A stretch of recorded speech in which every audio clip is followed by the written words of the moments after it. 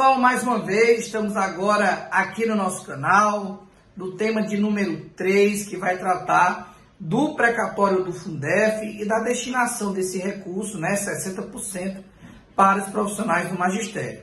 A gente está sempre postando vídeos sobre esse assunto e agora nesse vídeo nós vamos atualizar vocês das últimas informações de uma maneira bem simples, de uma maneira bem didática, para que vocês possam entender como surgiu esse precatório e também quais são as últimas novidades relacionadas a esse assunto que aconteceram aí nos últimos dias e meses, certo? Primeiro, gente, esse precatório surgiu a partir do momento que foi detectado que a média aluno ano utilizada para fim de calcular o recurso estava sendo aplicada de maneira incorreta, né? Deveria ter sido aplicada a média aluno ano nacional e se estava aplicando a média aluno ano estadual ou regional, né? A partir daí, o Ministério Público entrou com uma CPI em São Paulo e obteve aí uma decisão favorável que reconheceu, né, o direito dos municípios e dos estados de receberem essas diferenças de Fundef, já que o valor havia sido repassado numa quantia menor do que a devida, né? A partir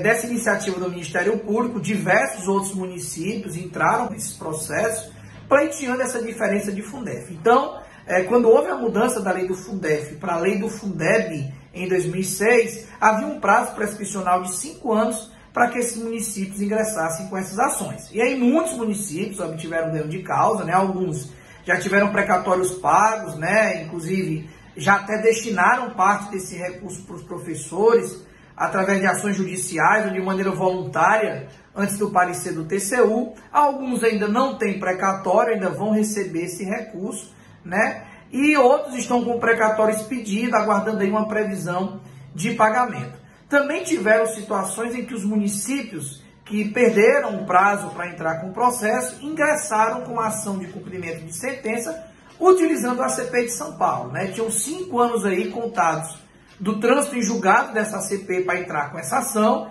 e esses municípios que haviam perdido esse prazo inicial para entrar com uma ação de cobrança direta conseguiram uma brecha para também conseguirem um recurso através dessa ação de cumprimento de sentença, né? São duas situações diferentes, até porque os processos têm tramitação diferente, mas com a mesma finalidade, que é obter as diferenças do precatório do Fundef. E uma vez recebidos, claro, a gente luta para que 60% desse recurso seja destinado para os professores. É por isso que não dá para comparar um município com outro, porque cada município tem a sua realidade processual. Então, tem município que usou a ação de cobrança direta, tem outros que utilizaram a ação de cumprimento de sentença, e esses, principalmente, que utilizaram a ação de cumprimento de sentença, a maioria desses processos estão paralisados porque houve uma liminar numa ação rescisória em São Paulo que congelou todas essas ações, uma vez que a União não aceitava que esses municípios que não entraram dentro do prazo prescricional pudessem utilizar a CPI de São Paulo para receberem essas diferenças de Fundef.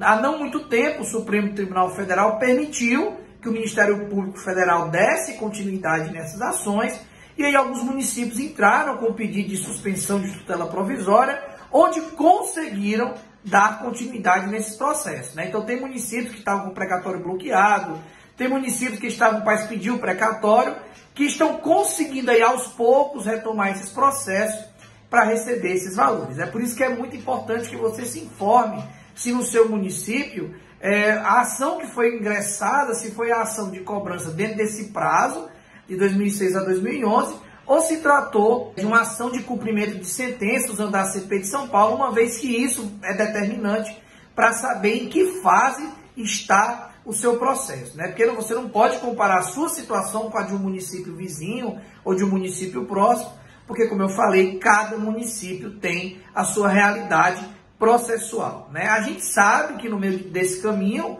nós tivemos um parecer do TCU que foi muito ruim, né? Um parecer que não reconhece essa subvinculação dos 60%, mas a gente tem conseguido afastar esse parecer através de ações homologatórias da Justiça. Então, se a Justiça autoriza o acordo e reconhece a legalidade desse acordo, o parecer do TCU ele não vincula o poder judiciário. Aqui no Ceará, por exemplo, existem inúmeras decisões onde foi garantido o pagamento do precatório do Fundef para os professores, afastando esse parecer do TCU, né? Antigamente, né, a gente sabe que alguns municípios de maneira voluntária estavam pagando os professores, né, mas depois que saiu esse parecer do TCU, e aqui também o TCE se posicionou da mesma maneira, os municípios só passaram a pagar esse rateio através de acordos homologados pela Justiça ou através de determinação judicial, né,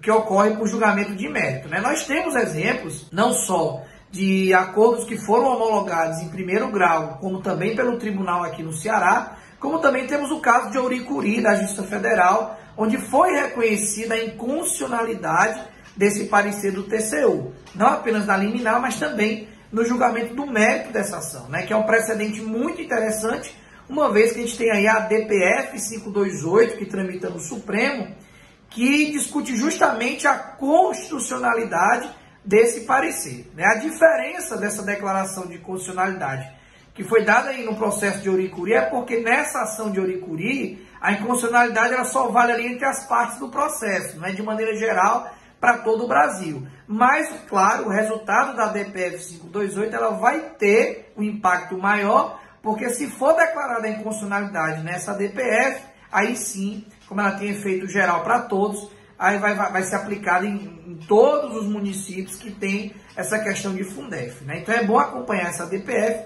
Nós já tivemos aí um voto contrário do ministro Alexandre de Moraes e desde o mês de abril que essa ação encontra-se com o ministro Lewandowski, que deve estar aí estudando a situação para proferir o seu voto. Independente disso, a gente aqui vai lutando, vai tentando homologar acordos e quando não é possível fazer o acordo, a gente aqui tenta dar o mesmo destino que foi dado aí pela Justiça Federal de Ouricuri aos nossos processos de precatório para que a Justiça reconheça o direito do professor à subvinculação de 60% desse recurso.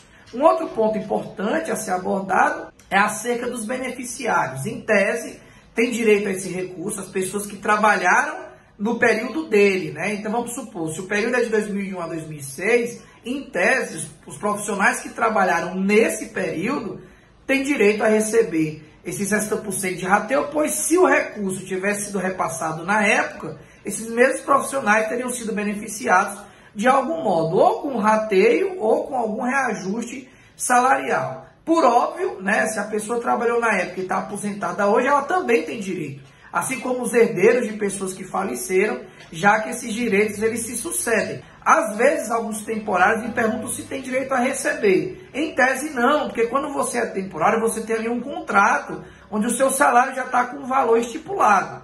Então, como a gente defende o rateio para os efetivos, que teriam algum ganho, né, já que o acréscimo do recurso, 60%, são destinados para os efetivos, principalmente, os contratados, como já ali, têm um contrato com cláusulas pré-determinadas, em tese não tem direito. Mas eu já vi situações em que foram incluídas, por exemplo, não só contratados, né, como também profissionais do magistério que trabalham atualmente na folha, porque aí a lei do município assim autorizou e também o acordo que foi firmado, né, para a destinação desse recurso também autorizou. Então, em alguns lugares foram feitas assembleias onde foram incluídos beneficiários não apenas do período da diferença, mas também beneficiários de períodos mais recentes, ou então contratados que, em tese, não estariam abrangidos com esse recurso.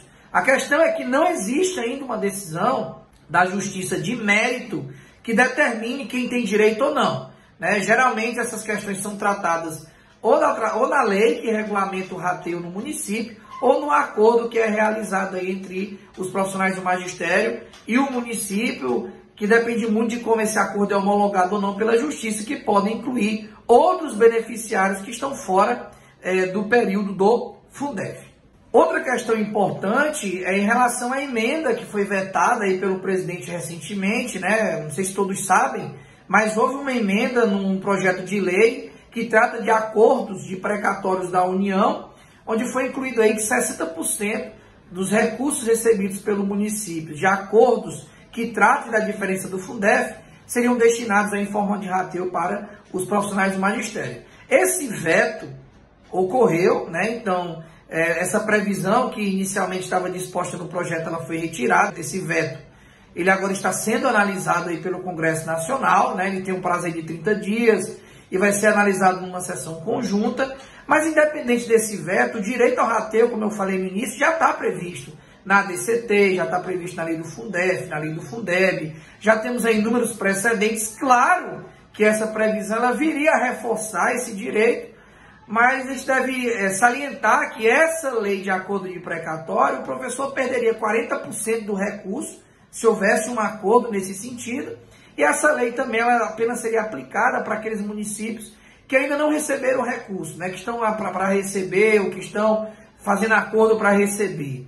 Né? Então, em tese, foi um veto ruim, mas que de maneira alguma retira o direito dos professores, que inclusive antes mesmo dessa emenda ou desse veto, já tinham sido assegurados em algumas decisões judiciais que já aconteceram relativos a esse tema, certo? E aí uma última observação que eu acho importante é dizer que se você quiser descobrir se no seu município tem essa ação ou não, aqui no Ceará, a gente faz a busca pelo site da Justiça Federal, né? JFCE PJE Consulta Pública. Lá você coloca o nome do município e verifica se tem algum processo nesse sentido. Se não encontrar na sua Justiça Federal aí do seu estado, né? Aqui no Ceará é JFCE, se for na Paraíba é JFPB, se for na Bahia é JFBA, então você tem que consultar na Justiça Federal aí da sua localidade. Você também pode consultar no site da Justiça Federal do Distrito Federal, JFDF, que as ações de cumprimento de sentença, grande parte delas estão sob essa jurisdição. Então, se você digitar o nome do município no site da JFDF, PJE, Consulta Pública, você também vai poder encontrar esse processo lá. Agora, se você não encontrar esse processo, nem na Justiça Federal aí do seu estado, nem na Justiça Federal do Distrito Federal, aí, infelizmente, é porque o município não ingressou com a ação, e aí também, tanto um prazo de cobrança como o prazo para cumprimento de sentença já estão aí extrapolados. Os municípios que não entraram não vão mais poder entrar. Tá bom, pessoal? Então é isso, eu fiz aqui um rápido apanhado, um rápido resumo de todo o assunto, né? E eu espero aí que vocês tenham entendido.